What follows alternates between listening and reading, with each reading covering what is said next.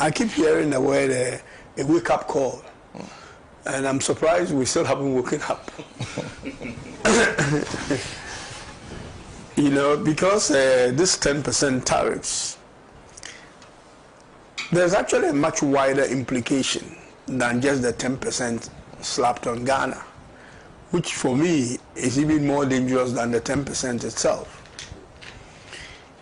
Most of the goods that we send from here, you know, that is we export to the United States, which is actually not much, comes under the AGOA, you know, framework. I think we signed our first AGOA somewhere around 2005, the Kufuor's regime. Renewed 10 years later, 215 when I was a deputy minister, where my minister, Dr. Kosfi Gabra, had to renew it. 10 years later, which is 2025 now, so we've been under AGOA for 20 years. And if you sit down and look at the benefits that we've had on the AGOA as a result of, you know, trade surplus or trade benefit, it's actually close to zero. We have not taken advantage of it. The first 10 years, we didn't take any advantage. We didn't do any proper review of it. We signed it again in 2015, and then 2025. I think it ends in September of this year. It was actually very likely that AGOA would have been cancelled and we would not get back on AGOA, because the Americans were actually using AGOA for their own purposes in terms of who qualifies and who doesn't, human rights issues and other things. So it was a way of controlling us, that if you behave yourself, then you'll be in AGOA. If you don't, you have human rights issues and all that, you're going to have challenges. I don't know for sure, but very likely that if Trump had not won the election and Kamala Harris did, we probably still would be in the same situation. Not through tariffs, but through cancellation of AGOA, because we were not, in their mind, conforming to the LGBTQ and all that, and that is a human, you know, rights issue. So either way, we were going to be here, but we never woke up. And we are talking about waking up now, which I know will be a lip service for a while, and we'll still go to sleep again until something else hits us. The things that they put, they did it quite cleverly, and not the waking up from this, what I've just said, but also from Trump himself. Trump won was a signal of what Trump is likely to do if he gets a chance to come back again. What is happening in the world at the moment that is being caused by Trump is something we all knew, that if Trump should get a second chance, this is what is going to happen. He is an inward-looking president. He is a protectionist. He talks about, that's what America First is all about, looking inwardly, and doesn't really care about anything else. The problem is globalization, which came somewhere in the 90s, was actually a promotion of the Americans. Yeah. They came up with this idea of globalization, which actually was not benefiting us, because we were not producing anything. Therefore, even if they give you the opportunity to send things to their country, you have nothing to send. And therefore, they could dump their stuff on your country. And we went through that. Now, there comes China. Americans have now realized that globalization is bad, because the Chinese have flooded their market with things that they cannot respond. You know, with a 35% of Chinese export, about 15% of it goes to the United States. That is quite significant. When you look on the other side, it's far, far less than that, not even maybe 5%. So that tells you that the Chinese are making more money from the Americans than Americans are getting. So the trade, there will definitely be a trade deficit. And that is what has snowballed into America's debt. Huge debt that they have now. They've realized that if we don't do something about this debt, we are actually going to have a serious problem. Now, what is the impact on the 10% on us if we should go ahead? Not much, but something will happen. There could be job losses, not as a result of the 10% slapped on us, but as a result of the much bigger tariffs globally. Because if Chinese are not able to send as much goods to the United States, or the demand in America goes down as a result of hiking prices, then obviously the demand of particular goods will go down, which means that there will be job losses. Because if your factories, if you have them, are not producing enough, or not they are not producing enough, but there's no demand for that production, then there's going to be a problem. And that will eventually happen. The 10% itself is not really a big deal. Because what they did do, if you look at how they've done it, is that there are certain products that are actually exempted from this 10%. And these are the products you call capital good products that the Americans need, the semiconductors and all that they need to basically build their manufacturing. What they are taxing is the things that we send out there, the apparels and all those things, which comes on the AGOA. As I said, either way, AGOA would have ended September. The tariffs probably has come early to this. But I hope we say the wake-up call for the final time, and hopefully we do wake up. What Trump has done, apart from the tariff, don't forget about these what is it called, U.S. aid stuff. Yes. You know, we are a country that are talking about waking up, industrializing we've never done.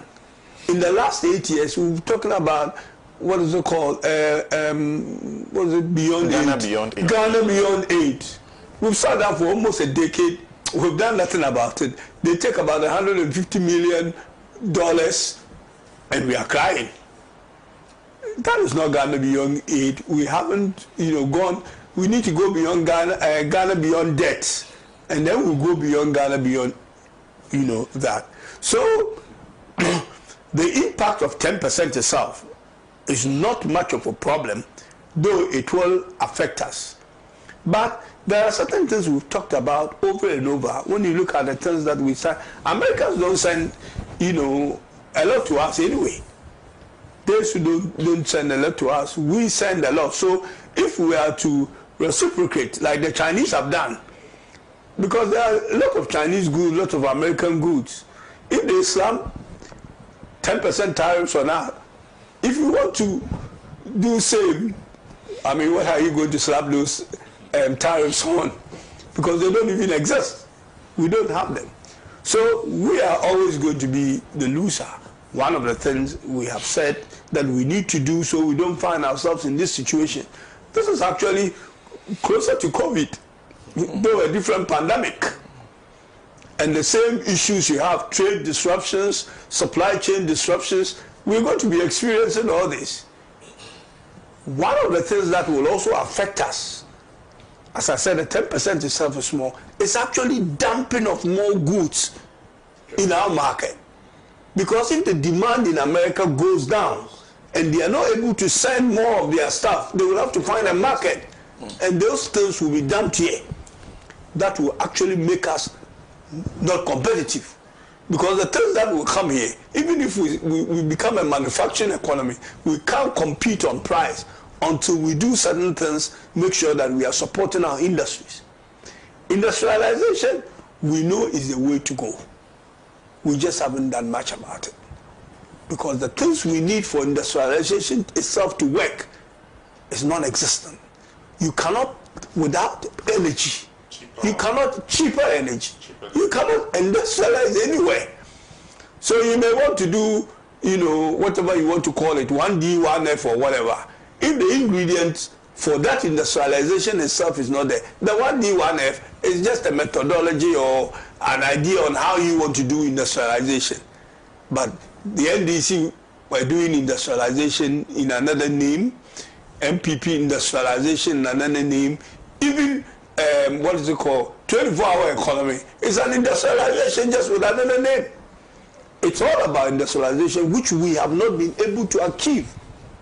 So dumping of goods for me is even more serious than the 10% that they put on us, because it will disable us and make us completely, you know, not be able to compete, and we will continue to suffer. But I don't think Trump should surprise anyone. Whatever Trump does, we knew he was going to do it. There's more to come. You know, whether people are expelled from the United States and whether a lot of things are being done, these are things we expected Trump to do. You know, this whole thing about the, you know, the global, you know, rule system that was created, that's what is called industrialization. And now the Americans have realized that industrialization is going to hurt us. Therefore, we should begin to look inwardly and stop this idea of, you know, multilateralism and all that, and think about America. What they want to do is to reduce their debts and their deficit. And the way to do it is this. This is not sustainable. Trade war is not sustainable. Americans cannot carry this through forever.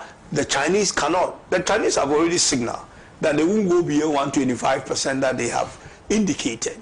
That obviously tells you that they are beginning to put up a white flag that, you know, we surrender. And of course, talks will happen. What Trump wants out of this is to be able to reduce his debt. That's all Trump wants, and his deficit. And think that people are not paying enough and they are taking their dollars. I mean, treasury bills in America are owned by the Chinese. Yeah. Because they sell their goods to the Americans, take the Americans' own money to buy their own asset. And Americans have realized that if we continue, we are not the target at all. I hear he's been suspended or something. Yeah. We are not the target. He just had to do this to make sure that he's being fair. But we are not the target. The target is China. They don't want Chinese to overtake them. So they've got to make sure not to overtake them, also not to owe more money. They would have done it two ways. Either they do trade war with the Chinese, or actually do a physical war. So this is the lesson of the two. If that doesn't work, because they can't continue to be enslaved to the Chinese. So this is what it is. We just happened to be on a path and we became a victim. And we ourselves, we have not prepared ourselves to be able to, you know, sort of stand some of these things when they happen. So that's the situation that we find ourselves in. And for me, going to talk to the American ambassador is good, but I tell you what, you do very little. The American ambassador probably doesn't even know what, you know, is going on up there. You know, it's good to talk to them, that's diplomacy and all that. But we've got to actually take the bull by the horn ourselves and try and change certain things, rather than always getting up to go and negotiate, and negotiating from a position of weakness. Every negotiation we do is done from a position of weakness. We've never gone into any negotiation that AGOA was done from a position of weakness. We got it, we never did anything with it because we were not producing. I think we did a bit with the garment and apples. Yeah. There was an excellent idea by President Kufuor then with this PSIs or whatever, yeah. But we were not able to continue it. Private sector itself were looking elsewhere. At the same time was the time that people have become interested in going to China to bring goods rather than to produce them. Can you imagine a country like Ghana today? I was having a chat the other day. We don't produce a grain of sugar in this country. A country like Uganda, slightly bigger than Ghana, but not much, maybe about a couple of million. They have 20, if they haven't added more, sugar factories in Uganda. 20. Ghana, we have none. Not a single one. We import all the sugar, the 500 million or whatever. So if Trump puts a stop on sugar, we'll be in trouble. So this is the situation we find ourselves in. So the wake-up call, yes, but this should be the last wake-up call in a lot of things that we have woken ourselves, with our alarm and still go to sleep. We gotta put the alarm off and go to sleep until the next thing comes, and then we are running around. We are firefighting. We are firefighting in this economy. What we do most is firefight on what is going on. So that's my take on the tariff situation. And the 10% should not worry you, because there's much bigger stuff. The 10% is nothing. We don't really send much to America to suffer from, the 10% that I mean, before AGOA, we were paying some tariffs on goods to the United States, and we were indifferent. When we had AGOA that we were not paying, we're still indifferent.